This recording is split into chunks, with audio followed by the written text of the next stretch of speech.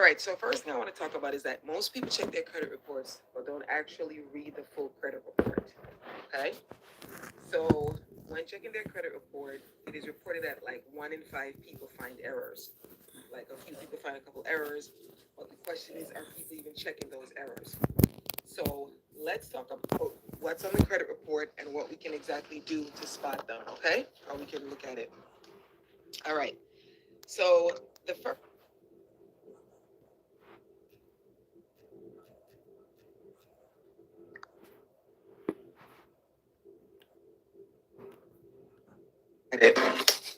All right.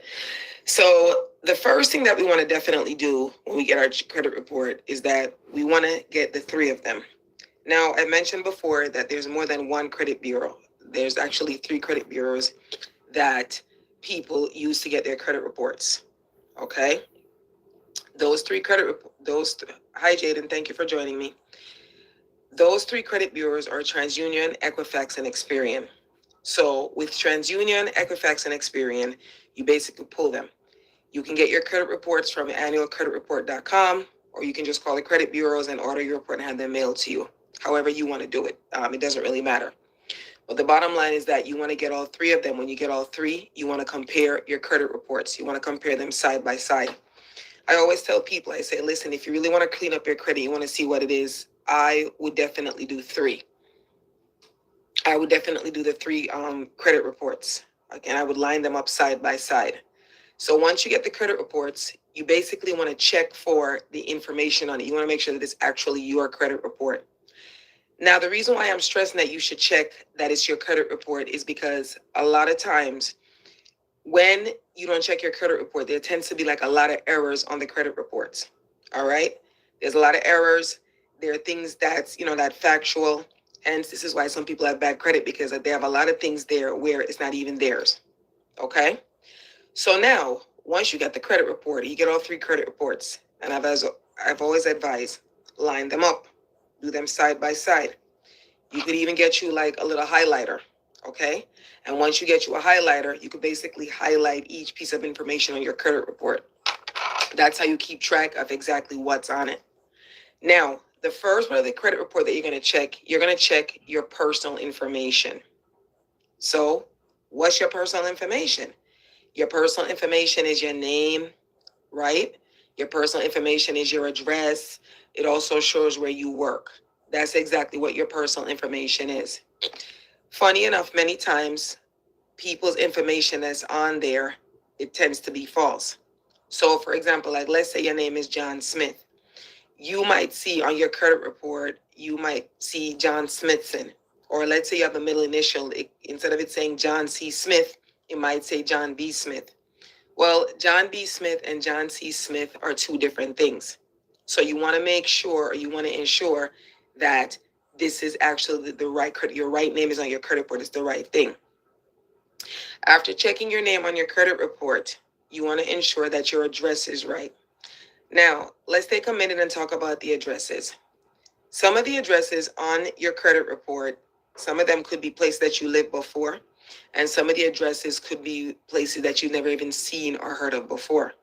So this is where when you have the 3 credit reports and you're checking to see what's on in terms of address, you see if the addresses are actual factual, or are they really addresses that you know?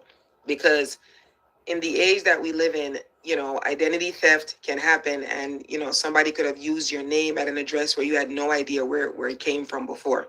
So you want to check the address.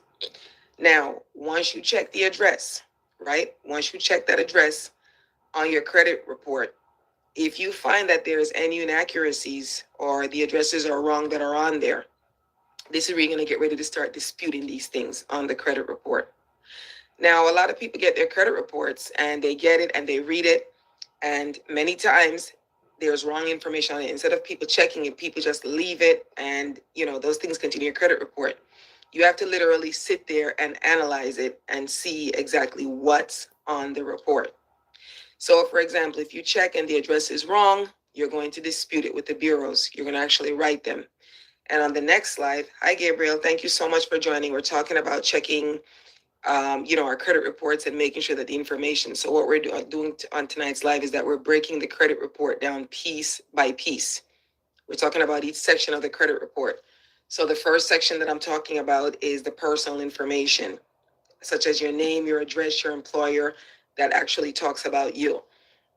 So once you check that, if you check and you see that those addresses aren't right, you're going to dispute. And on the next slide, we're going to talk about how to actually dispute with the credit bureaus. All right, so we've done our name. We've checked that our name is right. And again, if the name isn't right, we're going to dispute it. We're going to easily provide information to the bureaus to get it corrected. We've checked our addresses. Now, a lot of credit reports always have the places where you work. They always put your employers.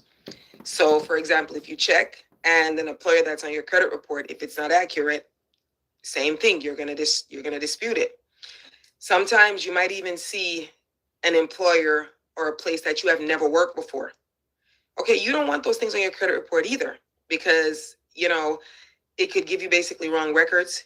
It could be something that's written wrong about you. You don't want to keep those on your credit report.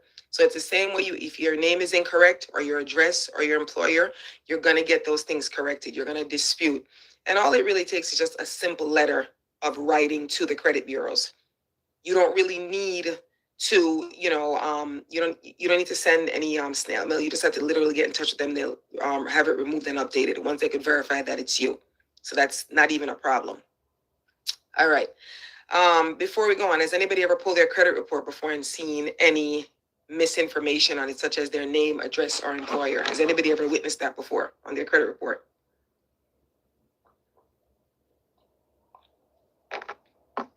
Okay, I guess not.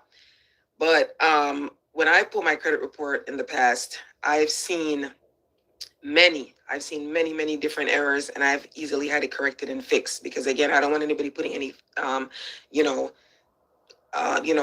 not factual or unfair credit reporting on my profile. It's very important that you get those things updated. So now that you checked your credit and the personal information is updated, right? Or you want to get the personal information updated, let's look at the actual things that are written on the credit report, the actual accounts that are being reported on the credit report. So the actual reports that are being reported on the credit report, sometimes it could be your regular old collections, and collections result from you having, not paying certain bills. So after a while, the bank writes it off as collections. This is after the account charges off. It turns into a collection, or it could just be where they sell the debt. And the thing about collections is that a collection could be where you have it with a certain company, and once that company basically writes it off, they sell the debt, they could sell it to somebody else, then it's placed on your credit report as a collection. And collections sit there. These things sit there for up to 7 years. I talked about something called the statute of limitations, where they can only have a debt on your credit report for a certain amount of time. But realistically, if something's on your credit report, or there's an error, or even if it's actually factual on your credit report, you don't want to have something on your credit report for 7 years. That's a long time. That's a long time of waiting to try to buy something. Okay, it's a long time. You don't want it to be there so long. Once it's there so long, it's really hard for you to qualify for things. So this is why we have to get those collections or those things removed off your credit report. All right. The next thing that we want to actually check for, we want to look if we have any bankruptcies. Okay, bankruptcies are what people file when they're in financial debt, and it's a way for basically clear off and wipe off the slates. Bankruptcies, although people have their bankruptcies, it's not something that lenders would like to see, that you filed a bankruptcy before. So again, you want to check if any bankruptcies are listed on your credit report. I mean, if you had to file bankruptcy and it's actually you, then you can't really take that off. Because one thing about credit disputing is that it's basically, you can't dispute things that are actually accurate.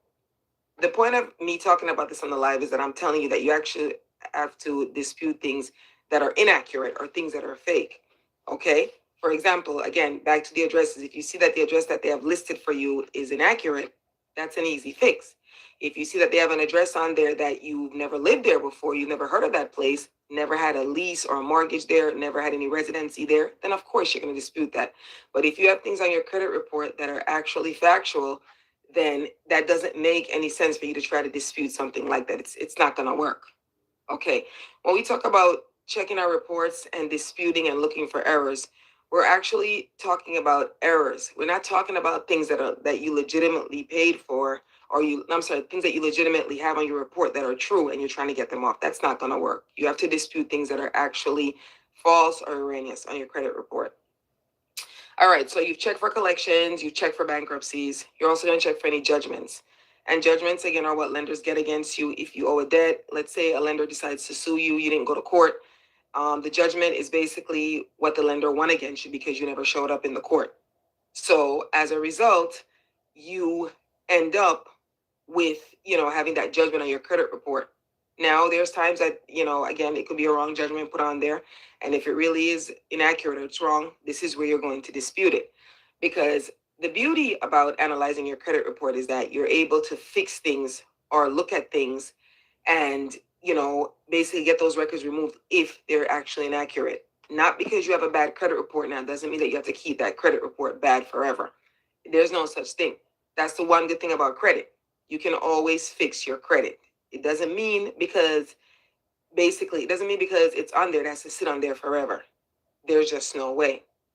Now, let me ask, has anybody had an opportunity where they needed to fix their credit, or they use their credit report, they analyze their credit report? Has anyone ever done that before, analyzing their credit report? Right. Yes. Okay. Yeah. Okay. Right. So I've looked at mine several times and I've had things that I've had to fix. So it's not a bad thing to analyze or try to fix your credit report. It actually makes sense. Again, the credit bureaus are there. Many times people pay people to fix their credit report. And I've always advised it's something that you could do yourself. But, actually disputing and fixing, that's a different life in itself. So we'll touch more on that. But I'm just giving you some tips and pointers. Once you're checking your credit report, there are things that you can easily fix on the credit report. You don't have to leave the credit report the way it is. You don't have to keep it the way it is. It doesn't really matter. You can always fix it, okay? All right. I also pointed out... Okay, Anthony, thank you so much for joining. Anthony says that I've tried on my own, but without legal help, they won't do much. Well, that's actually a good point. Thank you for joining us, Anthony. I'll be honest with you, disputing and fixing credit, it's a lot of work. You'll have a lot of companies or a lot of places, even law firms, that'll come and say, we can fix your credit. It takes time, because the reason why it takes time to fix those disputes is that you have to keep going back and forth with the credit bureaus, okay? Exactly, depends on what proof you have and so forth. And it also goes to the statute of limitations. But a lot of times, even when, let's say, for example, you get a collection, I'm just throwing something out there. Let's say you get a collection, right, on your credit report, and they might say, okay, dispute the debt. Sometimes you'll send a letter disputing the debt, and the moment that they reject it or whatever, a lot of people just give up and they're like, oh, they're not going to take it off. No, sometimes that debt is not even owned by the original company, wherever the account charged off or messed up on. Okay, it's owed to another company, another collection. Okay, another company bought that collection. They bought that debt. Now, that is something that you can easily get rid of, because, first of all, whatever the debt was, whatever company that owns the debt now, you never had any transactions with that company. So somebody that never originally had a debt, they can't ask you to pay a debt that they never originally had. Okay? They can't do that because you had no financial relationship with that person. But again, that's a different live of how to actually clean up the credit, in detail. And what I'm going to be doing is I'm going to be having basically a workshop, very simple, very minimal cost, where we're going to get on it and we're going to learn how to clean up our credit on our own. Very minimal, just a small contribution to, to help me to get everything together, to help people clean up their credit. But yes, you're 100% right. Sometimes people resort to where they have to hire legal help, but it's just a matter of sending in the right letters with the proof. And it takes a little bit of time to do it. It's not something that can happen overnight or it's the next day instantly. That's another thing with these companies that, that claim to clean up credit. They'll tell you, oh, we can have everything wiped off immediately. No, that is not true. You can't get everything wiped off immediately. It takes time. Credit disputing. Once you check that credit report and you see that credit disputing is basically going back and forward, you got to send a few letters out. Like you said, you got to provide proof. It takes work. And even on this YouTube channel, the other day I released a video and I talked about, ways to clean up your credit. And I said on that video, and I also have a short, and I can't even link it now as I'm doing this live, but if you get a chance later, if you go back and look on the channel, you'll see literally I talk about fixing credit and how to do it, 3 ways that you could basically like get your credit score, what to do. I tell people in my videos, I said it's not something that's overnight. It's a process. The same way the credit bureau takes at least 30 days to report how you're doing and report whatever's clean or whatever comes off your credit. That's the same way it's going to take you time to clean it up. Okay? Exactly, Anthony. Thank you so much. Thank you so much for validating that. Anthony said that I've been able to get collections off the way you are explaining. Once they transfer it becomes easier. In my opinion, it's actually wonderful when they transfer it, because whoever they transfer it to, you know that you never had any relationship with them. If you owe XYZ Bank and XYZ Bank decides to sell it to ABC Bank, that is not your problem. That is not your problem. You didn't have any relationship. So yes, you do know that when I'm saying that they do take it off. And again, depending on what you're disputing on your credit, disputing a collection or disputing a judgment, or even like what do you call it, like a bankruptcy or things like those, they're all different levels. The way you can easily get a collection off of your credit report is not going to be the same way that you could get like a bankruptcy or even like a judgment off. And realistically, there's some things that you just cannot get off your credit. You just got to hope and pray that it's an old debt and it has expired. Okay? Certain things that you can't get off. People say you can't get off things like student loans because that's the government. You can never get rid of those. But when I'm talking about like disputing and credit and cleaning up, I'm talking about like average, regular, everyday collections, like such as a credit card, medical debt, or if somebody, had like a regular loan, like a repossession, stuff like those. Those are things that you can possibly, yes, if you take the time and the steps, you can get those things off of your credit. And it is such a cliche statement where people are like, oh, I could clean this up, or I clean my credit up here and there. It takes time. It takes time. If you're not going to invest the time, it's not going to happen. So many people sit there and they'll pay a place $1,000, $2,000, $3,000 when you could do it yourself. As I said, I'm going to be doing a workshop, and with the workshop, I'm going to be literally having a workshop. How do we start cleaning our credit up for a very nominal fee? Okay, so I'll basically post. Please subscribe to the channel. I'll post it in my community when I'm having it. I'm also on the Instagram at Team U Finance, so you can easily find me when I'm going to be having that workshop. Credit is something that should not stop us from getting what we need. As I said before, and I said it in my live last night, that credit is a tool. It's a wonderful tool, but you have to know how to utilize that tool. If you don't know how to use that tool, it's going to basically, it's going to be an enemy for you. It's going to be a financial enemy. So we don't want that. We want to always check our credit reports. All right, so let me just jump back into this. Anthony, thank you so much. That's actually a wonderful point, that you can dispute and you can get things off. And yes, certain things are easier to get off. That was what we kind of segued into, but everything else takes time. So I've touched on getting the personal information off. I've touched on the public records. I'm talking about, getting the judgments off and so forth. Right. Thank you, Bando. Yes, I appreciate the likes. I've talked about that. Now, let's actually dive into the section that has the accounts. Now, when you look on a credit report, and again, how do I always say to get your credit report? I know we live in a digital age. I know everything is online. I get it 100%. I'm online every day. But there are just some things that you have to do the regular old-fashioned way. So once I know that I have my 3 reports, right? I got my 3 reports from TransUnion, Equifax, and Experian, right? And I'm looking at the account section. Have you ever seen when you get your credit report, they'll have like these little like rectangle boxes. And the little rectangle boxes, like They kind of look like something like this, the little rectangle boxes. And in there, you'll see at the top, you'll see the numbers. You'll see like 30, you'll see 60, you'll see 90, and you'll see the dates. I'm sorry, the months. And you see like the check marks, and it shows actually when you paid, whether you were 30 days late, you were 60 days late, you were 90 days late, or 120 days late, or I think, what is it, 180? That's when they start to do charge offs. They'll show you those things, okay? Those are the actual accounts that shows your payment history. It shows how you paid. So what I touched on yesterday, and again, I'm going to bring it back again.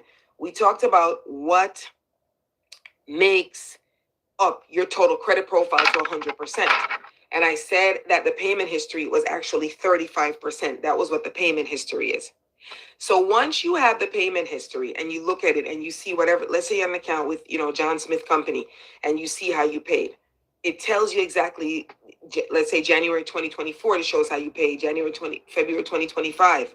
Okay. Now let's move on, and we're in 2025 right now. And let's say after analyzing your credit report, you notice that maybe back in 24, it said that maybe in August 2024, you were 30 days late. You know that you were not late for that account. You know that you paid everything on time. So again, it's a simple fix. You just have to literally dispute the bureaus like that. And I tell people all the time, I know, again, and I sound like a robot saying it, I know it's a digital age. I tell people, I said, stop disputing these things online. I don't understand. If you can sit there on your phone for hours, why can't you literally sit and go to the post office and send a regular snail mail letter out? And that is one of the secrets to disputing proper credit. When you check your payment history, when you check that report, when you break that report, then you look at your payment history, you look at your, your balances, you look at your history, how you paid, you look at how they listed that you're paid, because again, it's a machine. They make mistakes too. I also mentioned that sometimes, like, let's say, for example, they have you listed as paying something 60 days late, when in reality it wasn't 60 days, probably you were 30 days late. You need to get that corrected. And all it is just simply writing a letter to the credit bureaus and getting that corrected and change on it. Now, some people might say, okay, with the letters, I don't know how to write. This is why I pay somebody to do it for me. That's fine. You don't need to learn how to write a perfect statement, how to do something perfect. All you have to do is just basically follow the format. And again, they have letters that you can follow the format. For each account, you're going to personalize it, because you might have a different balance with one place, or you had a different balance or a different reporting with another company. So you basically personalize those reports. Okay, that's exactly how that works. All right. So now, after checking our balances, so we've checked our lates, or the time that we actually paid. We checked our payment histories, right? We checked the balances. All right. Let's talk about, for example, when you have a wrong balance on it. Let's say you had an account that, that literally charged off. It charged off at $1,000. Now your credit report, all three, you have one that's listing it at $1,000. You have one that's listing it at $1,200. You have one that's listing it at $50. Whatever it is that you paid for that account, you have to, again, line up the letters, make it accurate, and see exactly what you paid for it. Okay? Once you check, you're going to dispute, you're going to send it into the credit bureaus, because, again, it's not reporting the proper balance that account either charged off or what you had to pay for. So, of course, that's what you're going to have to dispute. So checking your balances on reports is good. Another thing is that one balance that might be on one credit report is a different balance on another report. So this is why we have to check. And I've even seen that in my own personal credit report. I'll see something A on this credit report, and then I'll see B on this, and I see C on another one. We all need to be the same variable. Okay? It needs to be the same variable. It needs to be the same thing on every single report. Okay? It needs to be the same thing on every report. So this is where you're going to actually check for inaccuracies. And now, okay, right. Somebody just asked a question. They said, how often are you checking reports? You're checking your reports, they say, like once a year. Hence, they have something called annualcreditreport.com. But I mean, I check my credit report a few times. Now, with the beautiful age of technology, if you sign up for a Credit Karma account, you could literally see what's on that report. You could see what's on your account.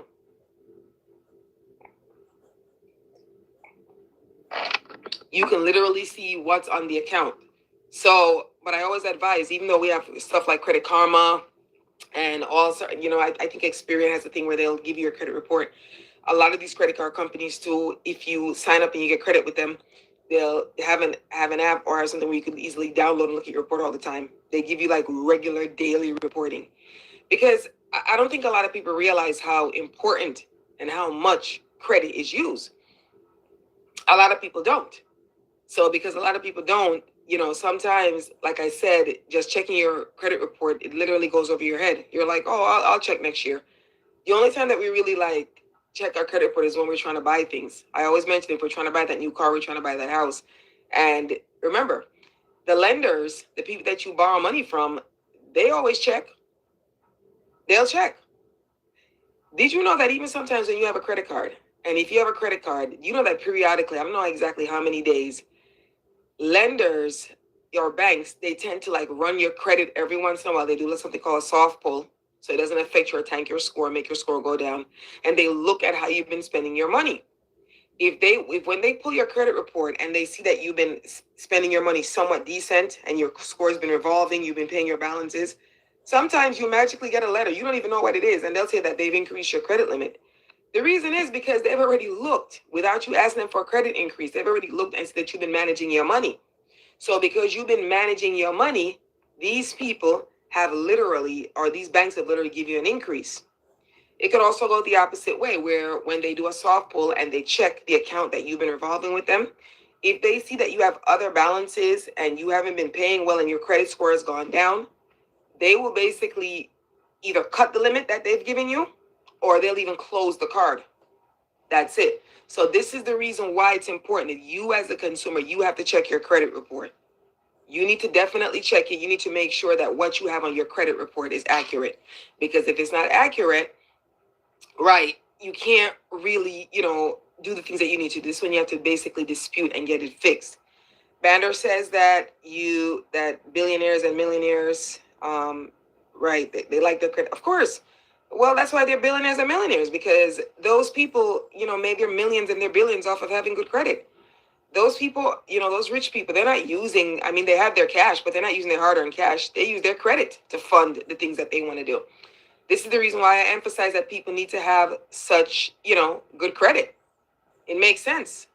This is the reason why people need to have good credit, because when people have good credit, they could buy everything they want to buy. A lot we talk about on this channel, we also talk about investing and all those things. With good credit, you can invest as much as you want. You can do whatever you want to do with good credit. Okay? All right.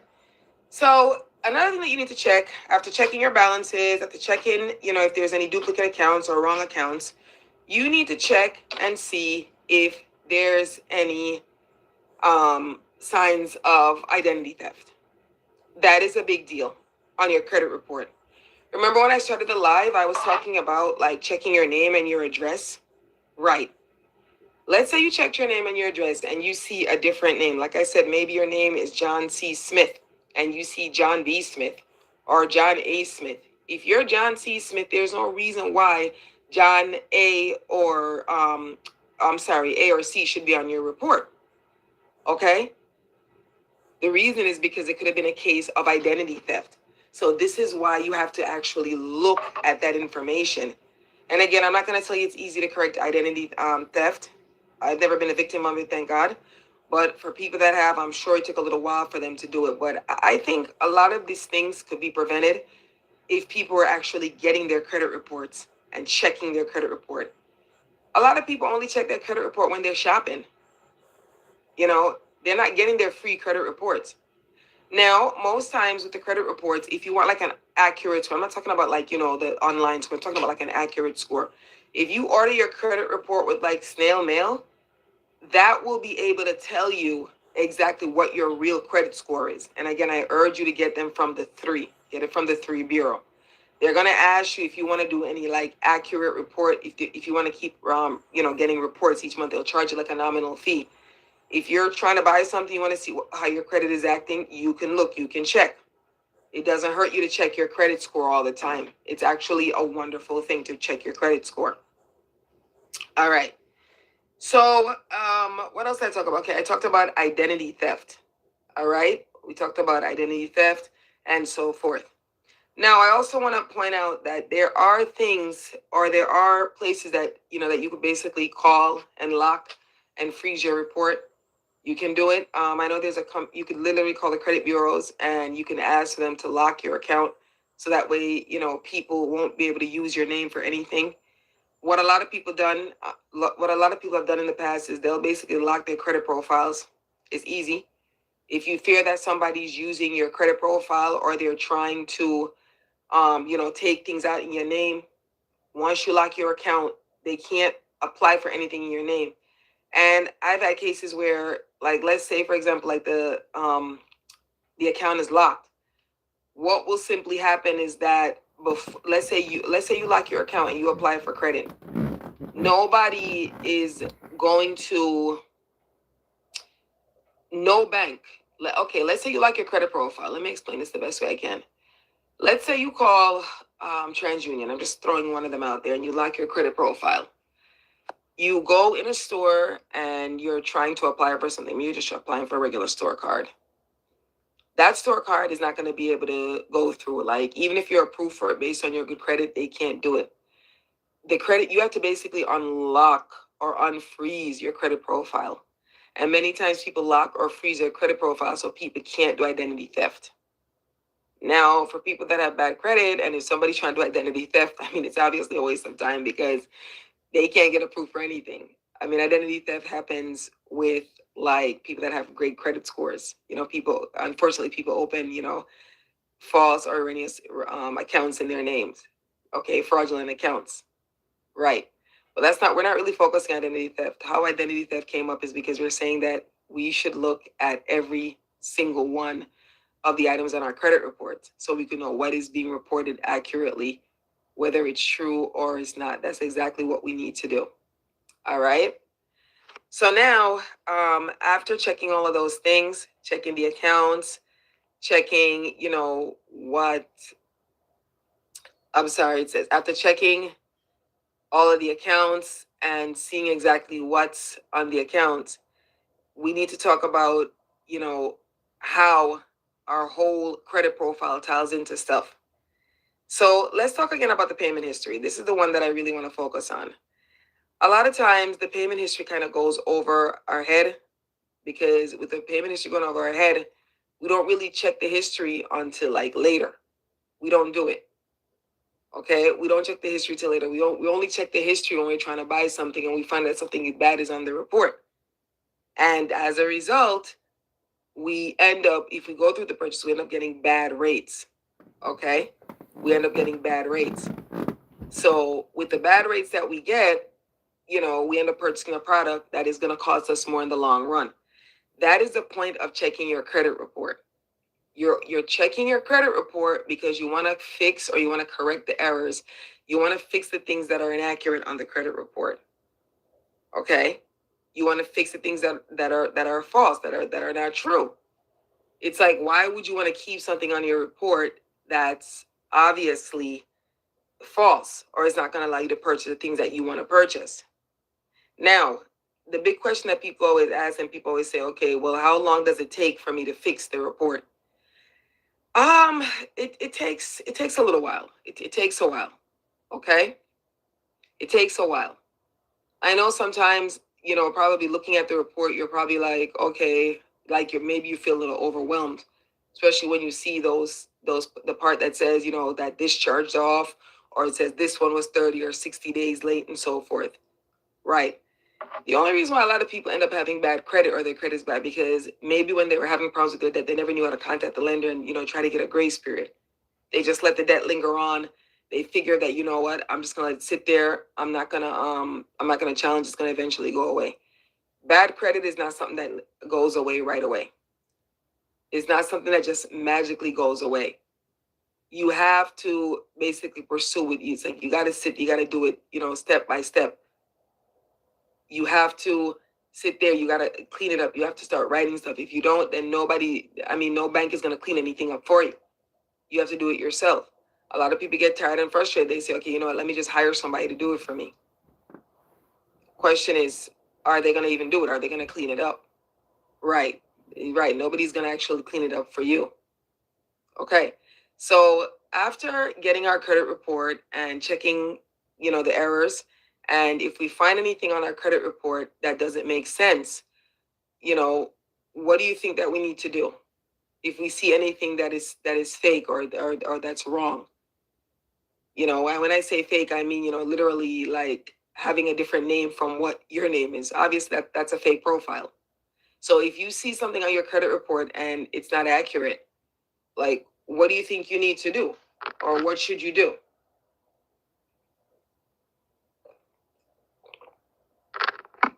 Okay. Who is it? John said that you need to dispute it. Of course, you have to dispute it. You have to dispute it. And this is what I was emphasizing, that you have to actually like take the time out to sit and do it. Now, a lot of people don't want to take the time out. What they want to do is they like I said, a lot of people tend to pay somebody, have somebody do it for them. They want it to be done professionally.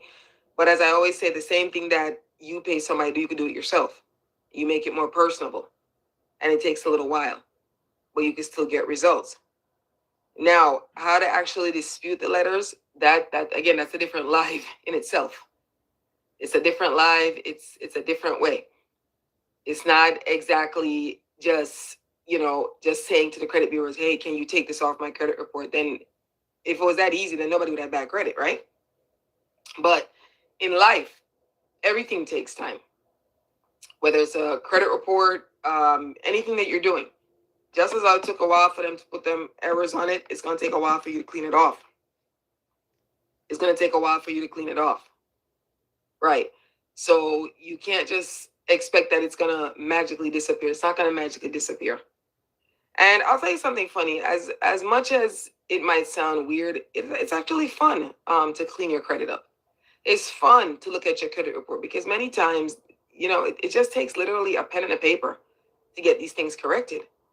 But again, you're going to have to want to put the work in. You're going to have to want to put it in. You're going to have to want to actually write them and follow up with them. I always tell people when they're cleaning up credit, I always say, other than having, your composition book and your notebook and keeping track of who you paid off and who you disputed, have like a little, notebook or a little binder of the letters that you send, and notate how to do it on the binders. Notate exactly what you send to someone. What did you do with this person? What did you send to this bank? So that way you can keep track of who you wrote and who you disputed it with. Because credit cleaning up your credit after checking your credit report, it can be a lot of strenuous work. It's a lot, but you will get results. You definitely get results. If you don't get the results that you're looking for the first time, there's no rule or no law that says that you can't write the credit bureau and dispute it again. And this is why I emphasize that you need to literally get the report. And once you get the report, you could see exactly what's on the report. You get to see exactly what they have written about you. Many times these things are not real, or they're collections that have been sold before. And once those things are sold, it's up to you to get it corrected. You can't just sit there and let it just stay on there forever. Now, after reading our reports and getting our reports, let's talk about some of the things that we can do once we get our reports cleaned up. So if you're in a crunch, let's say you're in a crunch to buy something, and I talk about this all the time. Let's say you're in a crunch to buy a home, and you pull your credit report and you see that something is wrong on your credit report. Now, you've been working, you're trying to qualify for that mortgage or for that loan, and you got to get those things off. You got to send the other set of dispute letters to get those things off the credit report. If it's actually a true collection and you owe somebody and so forth, all you really have to do is just maybe, settle with the company. And many times what people end up doing is, let's say the debt that's on your credit report or the collections that are on there, whatever it is, that if you actually owe it, all you have to do is basically, you could ask the company. You can make a payment arrangement with the company. If you make a payment arrangement with the company, maybe if you could pay for a pay to delete. Right. Listen, companies want their monies. They don't care. There's been instances where people have done pay for deletes. You could settle that with them and say, okay, hey, if I pay this much, can you delete this off my profile? Right. yes, you're going to have to spend a little bit of money, or, you have to actually pay the debt if you owe the debt. But I think it's easier to start with a clean slate where the debt is deleted off your credit report. Because the less debt you have, or the less collections or charge-offs that you have, it's the better it looks to the lender, or the person that's trying to qualify you for credit. So you want to try to get everything off as quick as possible. Get everything cleaned up, right? Get everything cleaned up as quick as possible. Because if not, you're not going to be able to move forward and buy anything. Okay, I have time for questions. Okay, Tony says, how long does it take to actually clean? What? You said, how long does it take to actually clean it up, your report? There is no set time of how long it takes. I mean, we're not talking years. We're not talking years and months. Realistically, just like how they take 30 days to report how good you're doing or how you're paying your bills, it depends how many rounds of disputes that you do with the credit bureau. Not apply. When you try to clean the credit up the digital way, yes, I mean, it can work where they could check it. But I think it's just like an electronic system, and it just gets pushed through literally.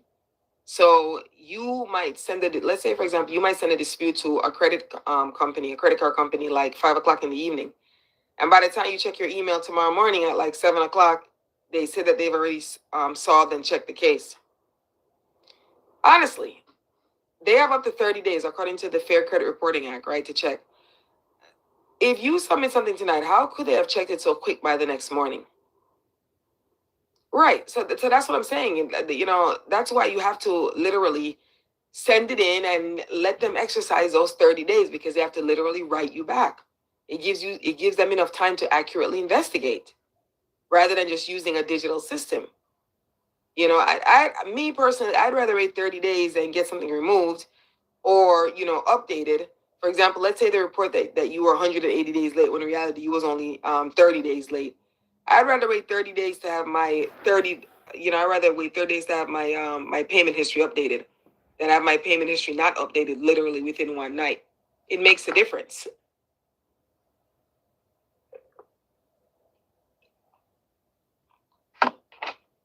Always need my water. It makes a difference when your payment history is updated. Right.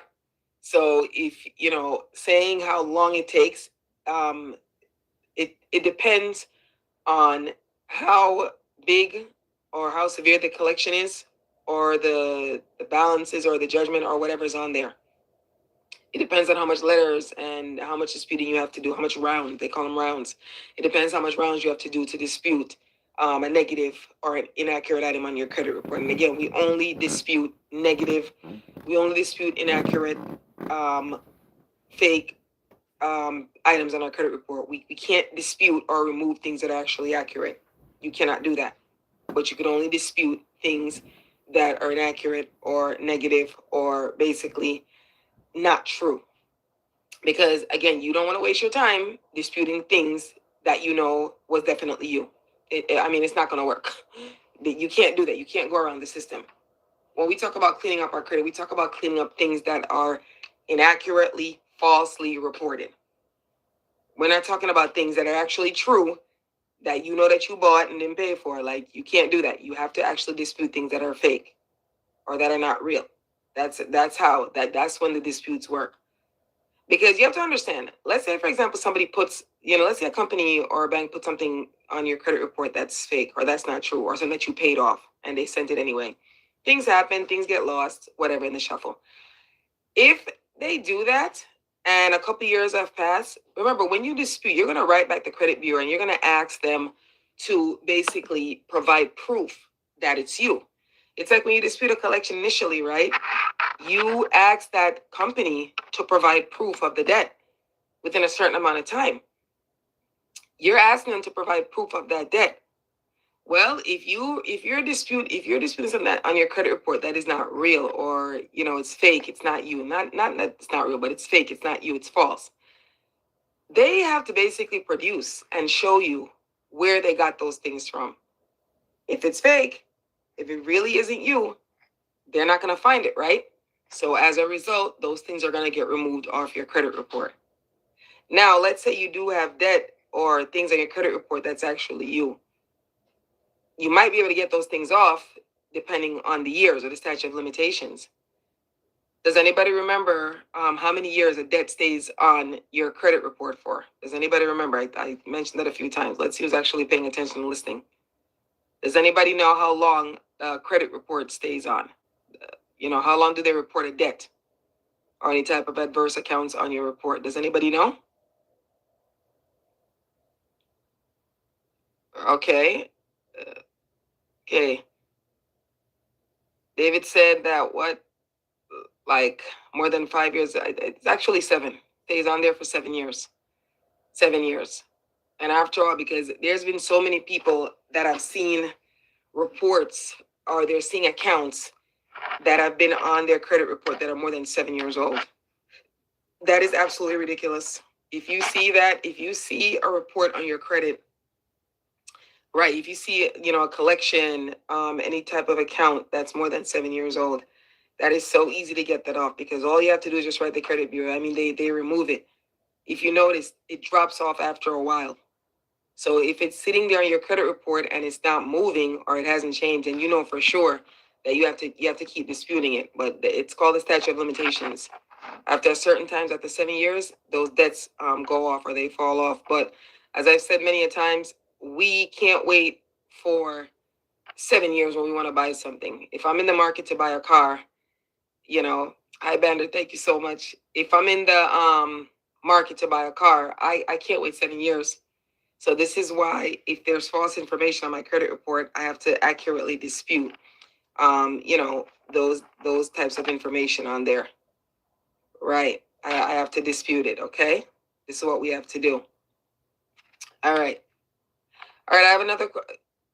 Okay. Bander says that that they could do Bitcoin ATM at the income line.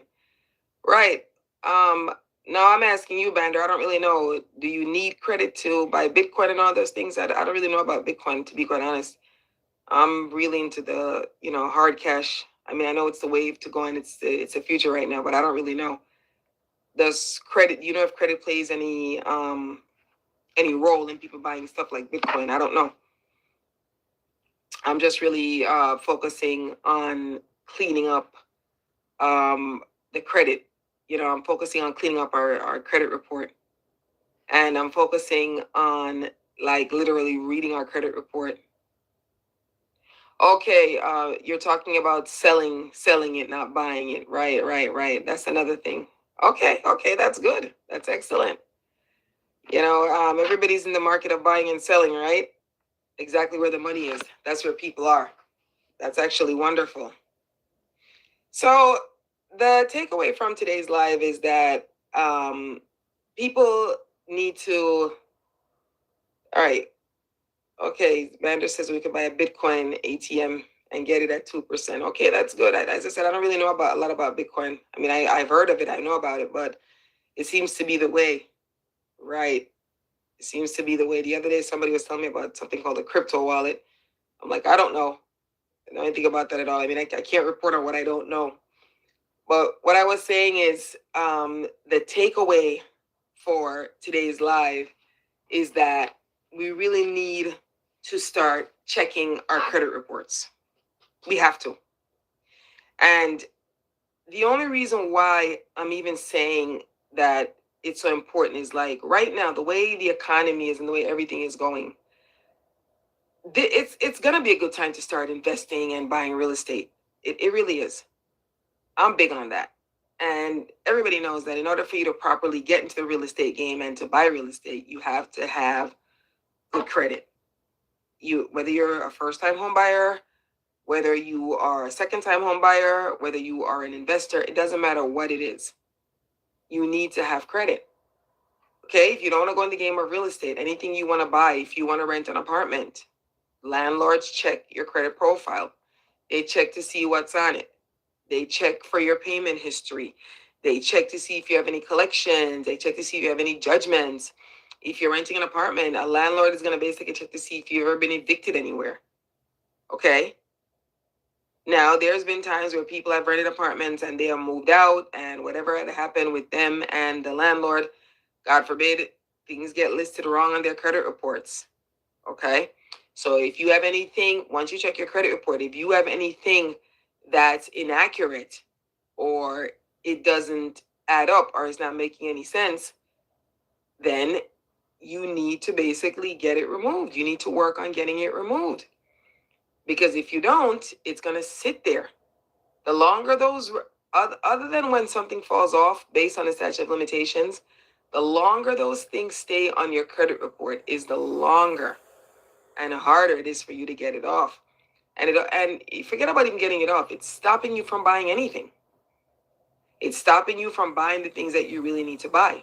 So if you don't want to sit there all the time and not being able to buy the things that you really want to buy because you have bad credit or your credit is low, why not just simply, get those things fixed?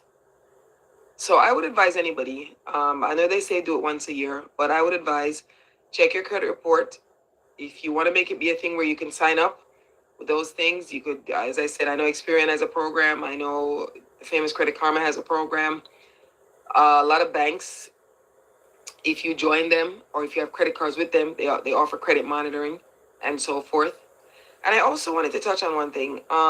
When you actually check your credit report and you see what's on it, because maybe you've been applying for credit and all the time you've been applying, like you keep getting rejected and you don't know the reason exactly why they're rejecting you.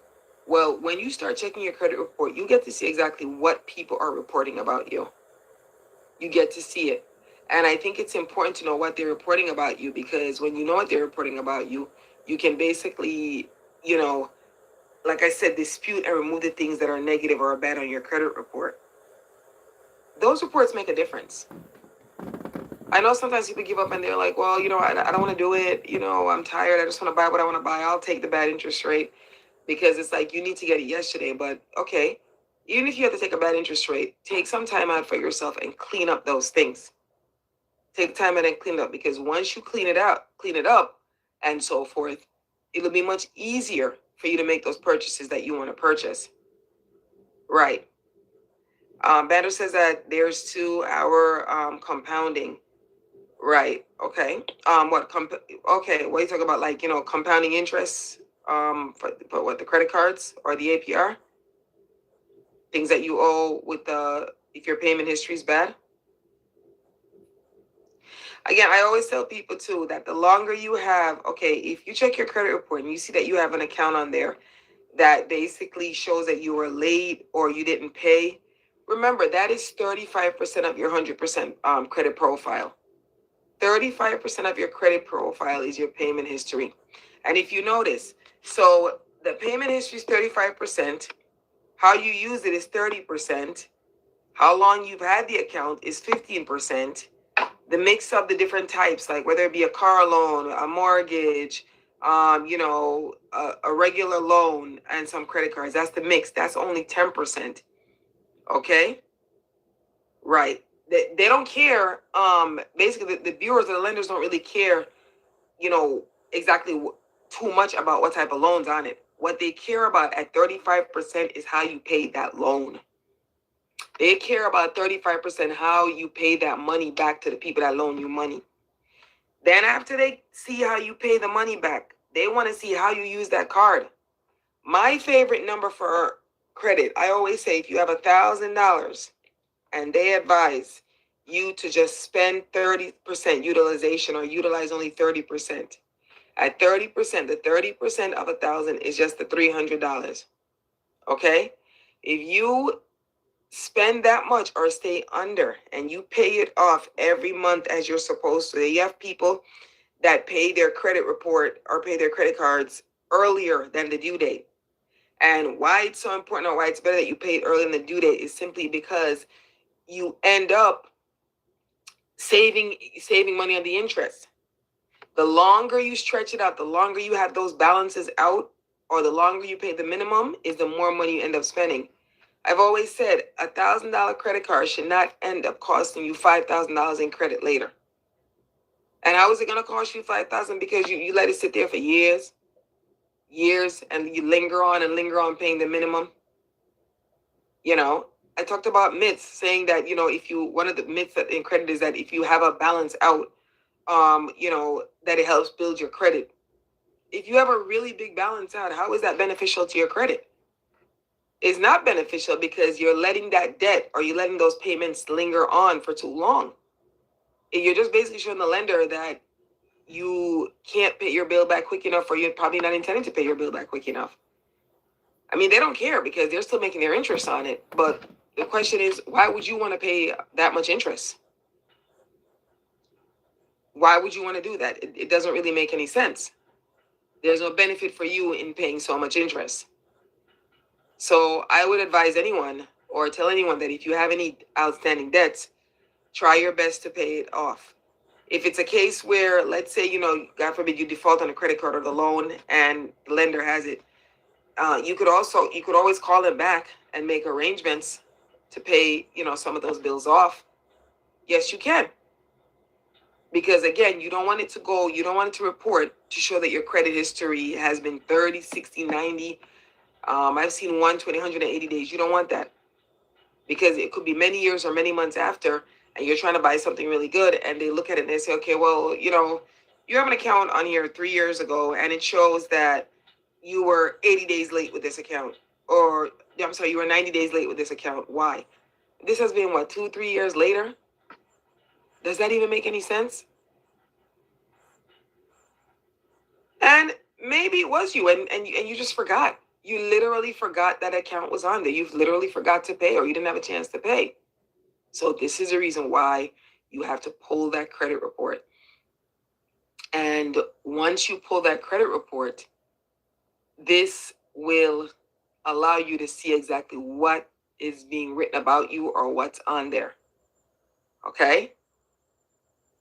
You will get to see exactly what's on the credit report, exactly what the bureaus are reporting, You're going to get to see what lenders see.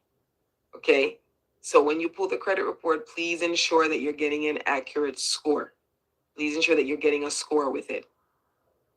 Because if you're not getting the proper score, again, your history, if you have good payment history, it's not being properly reported. And there's been cases of that where people are paying and it's not being properly reported. Stuff happens. People make mistakes. Okay? People make mistakes. Companies make mistakes too, but you have to check and you have to ensure that those things are accurately being reported. Right. Banner said you have to make the hour compounding. I guess you're talking about what, compounding interest with the credit card companies. I'm not really sure. Right. You have to make it where it's compounding for you. Okay. Right. So, people, with that said, thank you for joining me again. As I said, we're going to continue our series with credit. I'm going to be having an upcoming workshop. Definitely talking about it. If you haven't subscribed to the channel yet, please subscribe. Like, comment, share this live, share this video, share other videos once you check out the channel, and so forth. I talk about other things other than credit. I talk about, self-motivation, talk about different ways to level up your money, talk about how to move in silence. For example, once you get your credit report up and you get your score up and, you're buying those properties and those cars, you move in silence. You ain't got to tell nobody exactly what you're doing. That is the wonderful thing about, guarding, our wealth and taking care of our credit. When we take care of our credit, it allows us to buy the things that we want. Yes, Banda, you're so welcome. I thank you so much for joining me. Does anybody else have any questions for me? Anybody have any questions about credit while we have a few more minutes? After doing all this talking, I get so thirsty all the time. Literally get so thirsty. All right, so I think I touched on everything that I wanted to.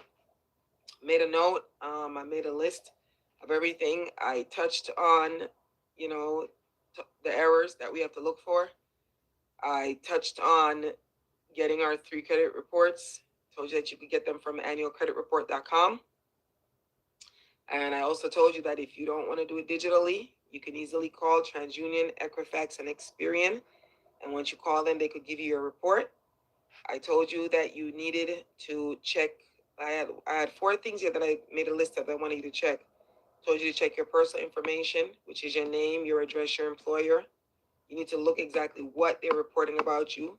Please, if your name is John Smith, make sure that it's not saying John Jones. Okay? Make sure that they're not reporting somebody else's report on there.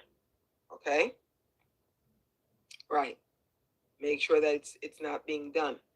I also told you that you need to check if there's any collections on there. Check any collections. Check for bankruptcies. Check, public records. Check to see if there's any judgments. Right. Because again, those things that are on there, they stay for a couple years or they stay for 7 years. And they also, report negatively. So you're going to check those. But what I'm really concerned about is you checking if there's any collections on there, because that's the first part that we use to, clean everything up. Once you check for collections, the next part that I invite you to check for is your accounts. Look on the accounts. We're looking for balances. We're looking for if there's any wrong balances. Right. We're looking to see if there's any duplicate accounts. Okay. We're looking to see if there's any identity theft. Right. On the note of duplicate accounts, you do not want to have right. The banner says that more. You don't want to have duplicate accounts. You don't want to have 2 of the same accounts showing. For example, let's say you had an account that charged off. You don't want to have it being reported twice on your credit. You don't even want to report on your credit, period. But I'm saying, 2 hits is worse than just 1. Okay? So we check if there's any duplicate accounts. Right? You double check for identity theft. Please ensure that what's being reported is your actual name. That is not somebody else's name. All right?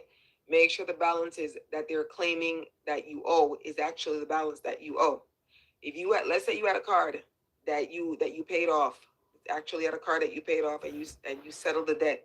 There's another thing to a lot of people like to settle their debts, but again, you have to do what's right for you and how it's going to benefit you in the long run. Because the thing is, many times when you settle debts, the lender ends up sending you a piece of paper that you file later with your taxes to show that you got something off the debt, because they consider whatever you settle for, they consider that as income. So if you end up settling anything, make sure that the balance that you settle for is the balance that's being reported on there. Okay? If you had a $2,000 debt that was settled for maybe $800, let's say they took $1,200 off the debt, and you agreed and you settled and you paid it, you don't want them to be showing that you still owe the $2,000. That's what they're reporting. Now, before them showing that, after you decide to settle that, you should have gotten the paperwork. And that's another thing that I want to mention too. When you settle a debt, okay, or if you decide to go the route of settling a debt, please ensure that you're getting it in writing.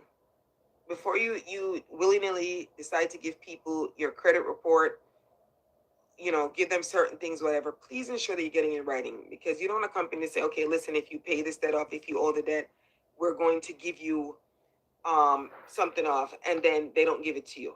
They just take your money. Or let's say, for example, you did a pay for delete. Let's say the debt was yours and